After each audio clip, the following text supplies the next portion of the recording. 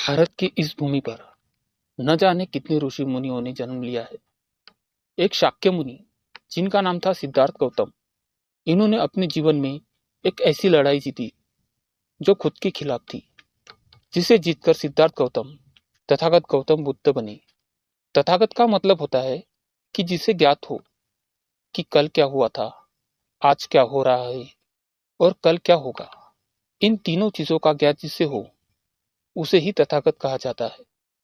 तो सवाल यह है, क्या ऐसा मुमकिन है कि किसी इंसान को भूत, भविष्य और वर्तमान की जानकारी हो सकती है? चलिए बात करते हैं भूतकाल की।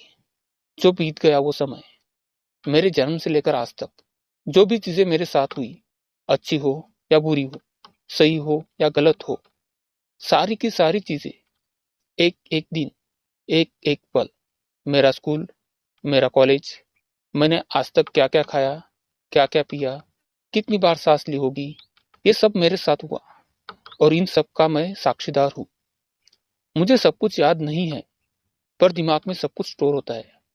चलो अब मान लेते हैं कि दिमाग पर जोर डालकर या ध्यान करके या कुछ भी करके ये चीजें ज्ञात कर लेते हैं, और इसे अवैज्ञानिक भी नहीं कहा जा सकता। लेकिन इससे परे जाना, यानी कि जब आपका जन्म नहीं हुआ था तब की बातें ज्ञात करना, क्या ये पॉसिबल है?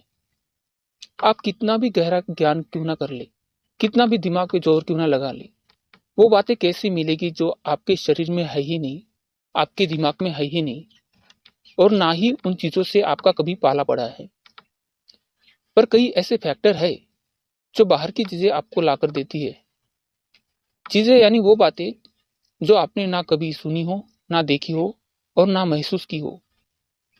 पहला फैक्टर है तर्क। आप तर्क लगाकर चीजें पता कर सकते हैं। दूसरा फैक्टर है एनर्जी। एनर्जी का ना कोई रंग है, ना कोई रूप है, और ना ही ये किसी शरीर की है। एनर्जी का एक सोर्स आपका शरीर हो सकता है। एनर्जी आपकी नहीं है, यह आपके अंदर आती है और कुछ भी काम करके चली जाती है।